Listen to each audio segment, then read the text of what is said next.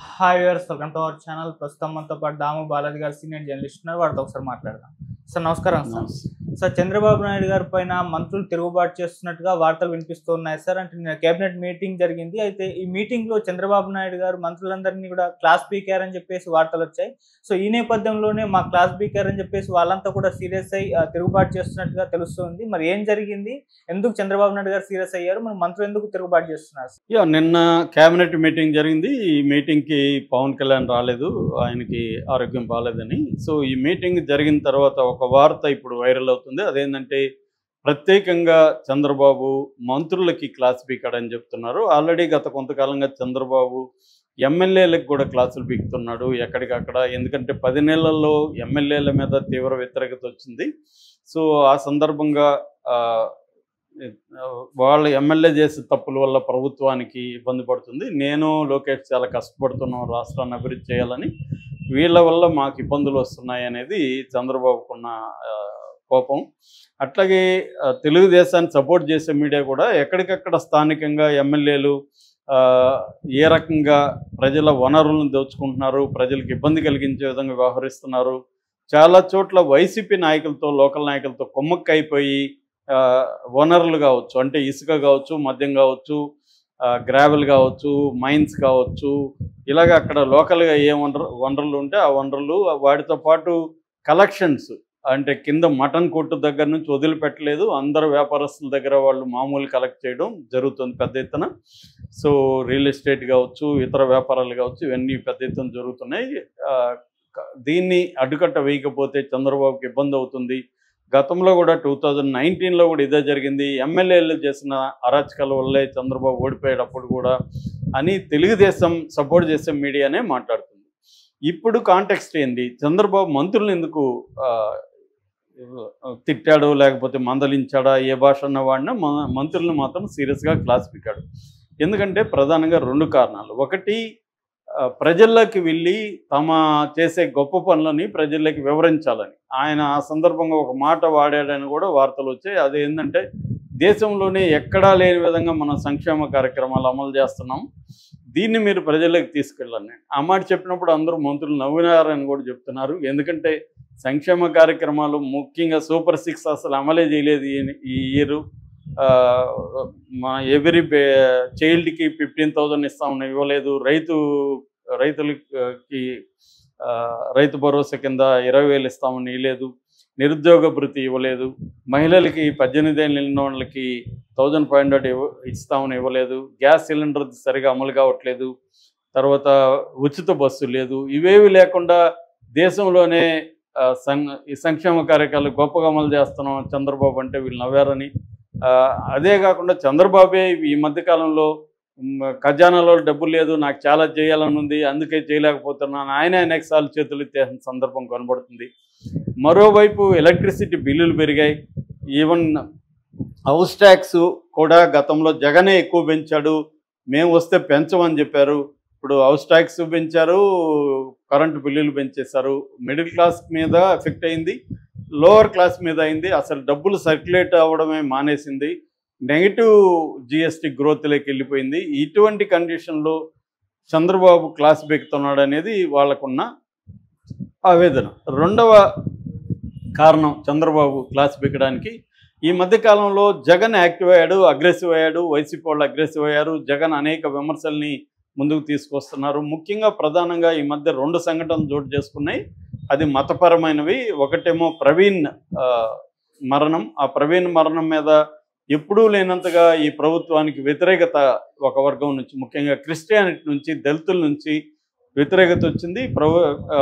ముఖ్యంగా పాస్టర్లు కావచ్చు, క్రిస్టియానిటీలో పెద్దలు కావచ్చు, హర్షకుమారు, కేఏ పాలు, బెన్నీలింగం, ఇలాంటి చాలామంది ఈ ఆయన ప్రవీణ్ మరణించిన విషయంలో ప్రభుత్వం కావాలని తప్పుడు సమాచారం అందిస్తుందని పెద్ద ఎత్తున విమర్శలు వస్తున్నాయి. ఈరోజు హైకోర్టులో కూడా పాల్ వాదిస్తున్నట్టుగా నిన్న వీడియో రిలీజ్ చేశాడు. సో ఈ విషయం మీద మంత్రులు ఎవరు కూడా గట్టిగా కౌంటర్ చేయలేకపోయారనేది చంద్రబాబుకున్న ఒక అసంతృప్తి. రెండవది తిరుమలకు సంబంధించి, తిరుమలలో ఈ మధ్య ఈ బిఆర్ నాయుడు వచ్చిన తర్వాత అనేక అపవిత్ర కార్యక్రమాలు జరుగుతున్నాయి.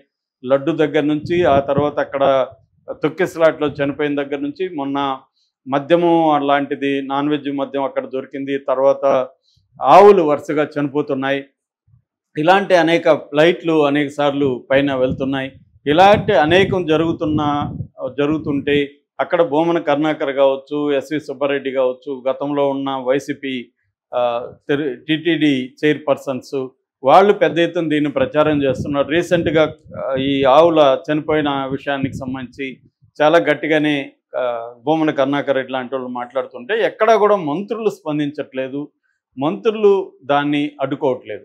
అంటే ఒకటి, ప్రభుత్వం చేస్తున్న మంచి పనులను ప్రజలకు తీసుకుపోవడంలో మంత్రులు ఫెయిల్ అవుతున్నారు. రెండు, ప్రతిపక్షం ముఖ్యంగా జగన్ అండ్ కో చేస్తున్న ప్రచారాన్ని, వీళ్ళ భాషలో దుష్ప్రచారాన్ని అడ్డుకోవడంలో మంత్రులు ఫెయిల్యూర్ అవుతున్నారు. ఎవరు కూడా మంత్రులు జగన్కి యాంటీగా ప్రెస్ మీట్లు పెట్టి మాట్లాడట్లేదు అన్న ఒక అసంతృప్తి చాలా గట్టిగానే చంద్రబాబులో ఉంది. ఆయన గట్టిగా మాట్లాడినాడని చెప్తున్నారు. అయితే మంత్రుల పక్కకు వచ్చి అక్కడ పెద్దగా ఏం మాట్లాడలేదు, కానీ పక్కకు వచ్చి మంత్రులు చాలా అసంతృప్తి వ్యక్తం చేశారు చంద్రబాబు మీద. వీళ్ళు తండ్రి కొడుకులు మొత్తం రాష్ట్రాన్ని గుప్పెట్లో పెట్టుకున్నారు, మనకేం అసలు లేదు, అధికారులు ఎవరు మా మాట వినట్లేదు, ముఖ్యంగా మొత్తం కూడా మన లోకేష్ ఆధ్వర్యంలో నడుస్తుంది, ఏ అధికారి కూడా మా మాట వినట్లేదు, మా విషయాల్లో పేషి విషయాల్లో కూడా జోక్యం చేసుకుంటున్నారు. రీసెంట్గా మంత్రి కొల్లు రవీంద్ర ఓఎస్డీని మార్చడానికి సీఎం ఆఫీసు నుంచి రికమెండ్ చేసి మార్పిచ్చారు.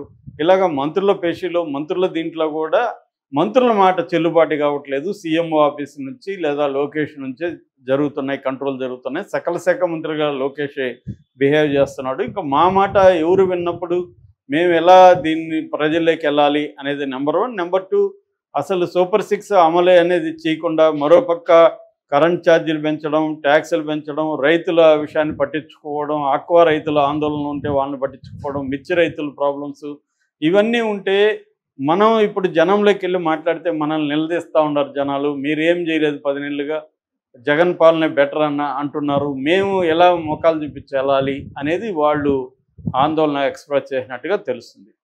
జగన్ కూడా ఇదే అంటున్నాడు, తెలుగుదేశం వాళ్ళు ఎవరు కూడా మంత్రులు కానీ ఎమ్మెల్యేలు కానీ ప్రజల్లోకి వెళ్ళే పరిస్థితి లేదు, ఎందుకంటే ప్రజల్లోకి వెళ్తే వాళ్ళు నిలదీస్తారు, మీకు జగన్ పాలన బాగుండదు లేదని మీరు ఇచ్చిన హామీలు నమ్మి మీకేసాము, మీరేమీ హామీలు నెరవేర్చలేదు, అదేదో మొరటి సామెత ఉంది కదా, అలాగా ఇంకేదో దానికి పోతే ఉన్నది కూడా పోయిందని అది కూడా ఊడిపోయింది. జగన్ భాషలో చెప్పాలంటే బిర్యానీ కోసం వెళ్ళి పలావ్ కూడా పోయింది అనేది వాళ్ళు ఫీల్ అవుతున్నారు. ఇదైతే వాస్తవం. ఎందుకంటే ఎక్కువ హామీలు ఇచ్చేసి అక్కడైనా ఇక్కడైనా అలివిగానే హామీలు, ఎందుకంటే జగన్ ఇచ్చిన హామీలకే 77,000 కోట్లు పర్ ఇయర్ ఖర్చు అయితే చంద్రబాబు హామీలకి 1,30,000 కోట్లు, అంటే దాదాపు డబుల్ అవుతుంది.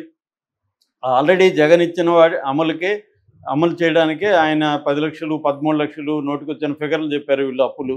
మరి అలాంటి అప్పులు ఉన్నప్పుడు చంద్రబాబు ఏ ఉద్దేశంతో చెప్పాడు? సంపద సృష్టిస్తానని చెప్పేవాడు, ఇప్పుడేమో సంపద సృష్టి అనే మాట పక్కన పెట్టేసి ఖజానాలో డబ్బులు లేదని మాట్లాడు. ఖజానాలో డబ్బులు లేదనేది అప్పుడు తెలియలేదా మీకు అనేది ఇవాళ విమర్శ బలంగా వస్తుంది. సో ఈ నేపథ్యంలో సర్వే కూడా ఒక సర్వే లీక్ అయింది. ఆ సర్వేలో 71 ఎమ్మెల్యేల మీద తీవ్ర వ్యతిరేకత ఉంది, ఇంకొక 30-40 ఎమ్మెల్యేల మీద కూడా వ్యతిరేకత ఉంది. అంటే ఈ 124 ఎమ్మెల్యేల్లో దాదాపు 80 మందికి పైన కొత్త వాళ్ళు, ఫస్ట్ టైం ఎమ్మెల్యేస్, వాళ్ళు చాలా కరప్ట్గా ఉన్నారని చెప్తున్నారు. ఎందుకంటే పార్టీ లాయల్టీ కానీ ఏమీ వాళ్ళకి లేదు, వాళ్ళు విపరీతంగా కరప్షన్లోకి వెళ్ళిపోయారని. ఈ మధ్య తెలుగుదేశానికి అనుకూలంగా ఉండే ఒక పోల్ మేనేజ్మెంట్ ఏజెన్సీ సోషల్ మీడియాలో ఒక పోస్ట్ పెట్టారు. అందులో ఏంటంటే తండ్రి కొడుకులు మాత్రమే కష్టపడుతున్నారు ఈ రాష్ట్ర అభివృద్ధి కోసం, మిగతా ఏమీ లేవు. ప్రధానంగా 5 సమస్యలు ఈ రాష్ట్రంలో ఈ కూటమికి ఎదురవుతున్నాయి. ఒకటి, పురాతన పాత చింతకాయ పచ్చడి భావాలతో ఉన్నారు, ఇంకా అప్డేట్ కావట్లేదు అనేది నెంబర్ 1. అంటే చంద్రబాబు ఇంకా టెక్నాలజీని ఏఐ అని ఇదే భాష మాట్లాడుతున్నాడు తప్ప ఆయన అప్డేట్ కావట్లేదు అనేది ప్రధాన విమర్శ. రెండోది, భ్రమంలో జీవిస్తున్నారు, అంటే గ్రౌండ్ రియాలిటీని పట్టించుకోకుండా మేము ఏదో చేసాము, అభివృద్ధి చేసేస్తున్నాము, ఇదంతా మాట్లాడుతున్నారు అనేది. మూడోది, మితిమీరిన అవినీతి, జగన్ పరిపాలన మించిపోయిన అవినీతి పెద్ద స్థాయిలో జరుగుతుందనేది కూడా చెప్పారు. నాలుగవది, కేడర్లో తీవ్ర అసంతృప్తి ఉంది కార్యకర్తల, ఎందుకంటే జగన్కి కూడా కార్యకర్తల అసంతృప్తే జగన్ని